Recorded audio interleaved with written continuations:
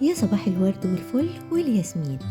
ازيكم يا حبايبي؟ يا رب تكونوا بخير وصحة وسلامة وراحة بال. النهاردة بقى وزي كل يوم احنا محتارين نفطر ايه، وانا في نفس الوقت عايزة اعمل فطار يكون سهل وسريع وطبعا يكون مغذي، وفي نفس كمان الوقت ما استخدمش اطباق كتير طبعا علشان ما اغسلش بقى في الجو البرد ده.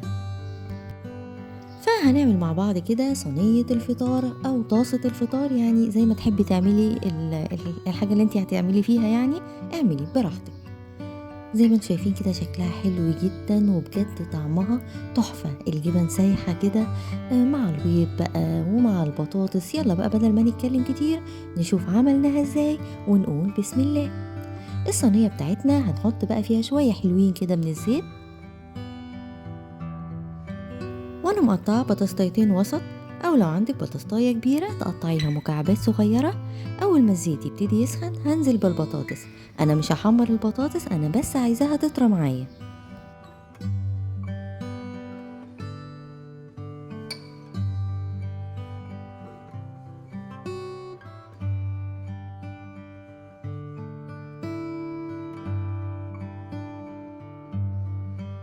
وزي ما انتوا شايفين وعلى نار هادية هنبتدي نقلب في البطاطس بتاعتنا يمين وشمال لحد ما زي ما قلتلكوا تطرى معايا.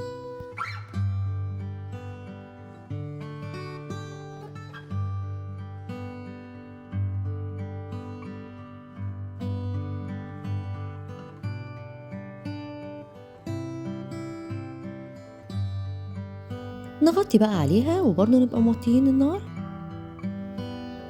زي ما انتوا شايفين كده البطاطس خلاص استوت معايا، بس طبعا مش سوا كامل، يعني تقريبا كده نص سوا.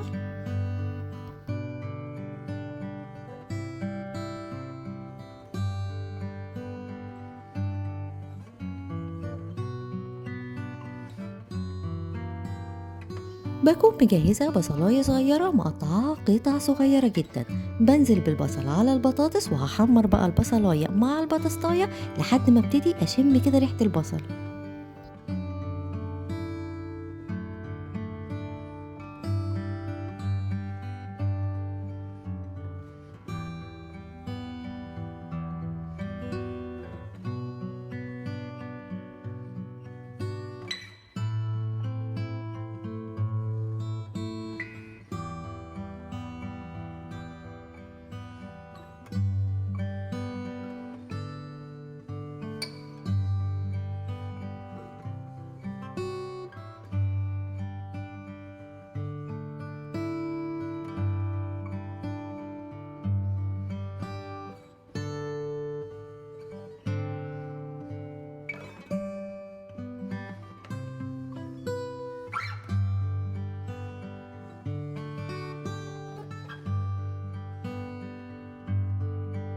انا مش عاوزة البصل يتحمر معايا، انا بس عاوزة اشم ريحته.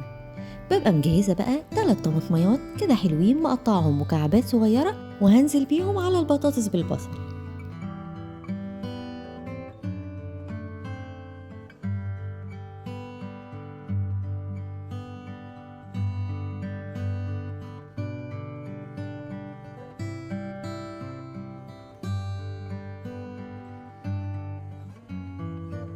واول ما الطماطم تبتدي تنزل المية بتاعتها هديهم بقى كده تقليبة.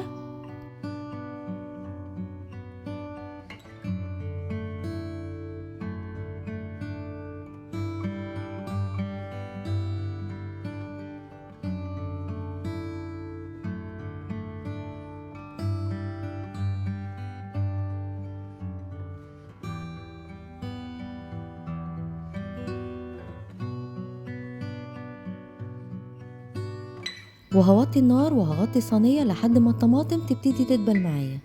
انا مش عايزاها يعني تتهري قوي معايا، انا برضو عايزاها تفضل قطع وتفضل محتفظة بلونها الحلو ده.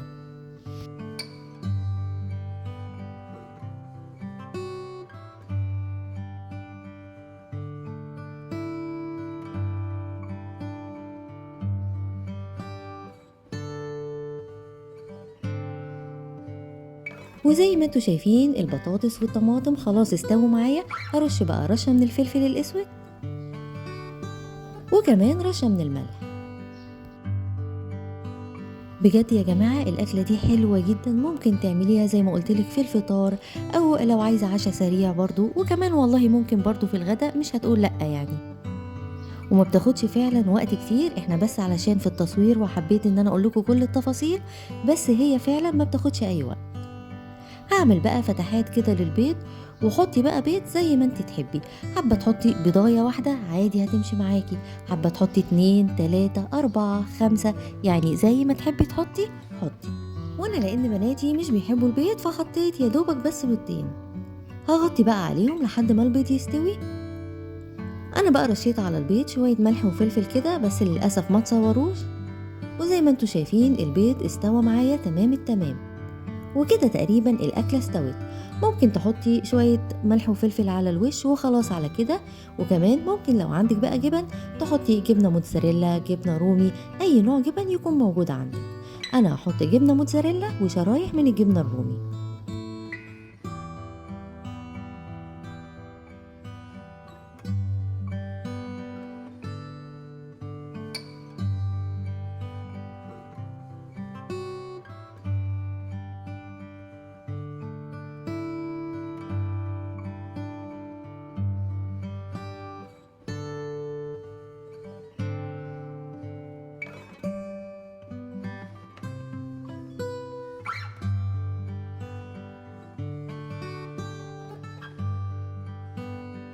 وهحط عليها من على الوش شرايح من الفلفل السبايسي، أو لو عندك فلفل هالوبينو، أو لو مش بتحبي السبايسي ممكن تحطي شرايح من الفلفل الرومي أخضر أو ألوان، أو لو مش حابة تحطي خالص براحتك، ممكن تستغني عن الفلفل خالص.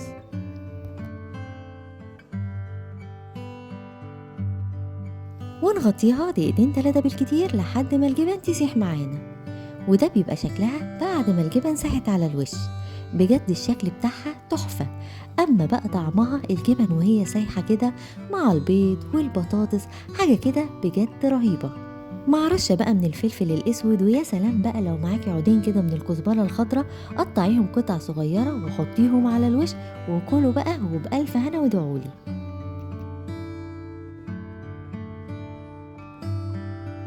بجد أكلة حلوة وسريعة، وبالتين بس عملنا أحلى فطار.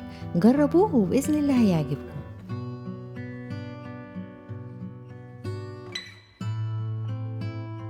وفي نهاية الفيديو وزي كل مرة بقولكم، لو الفيديو عجبكم ما تنسوش تعملوا لايك للفيديو، ولو القناة بتعجبكم تعملوا سبسكرايب للقناة وتفعلوا الجرس علشان يوصلكم كل الفيديوهات الجديدة أول ما نزلها. وبس كده، سلام.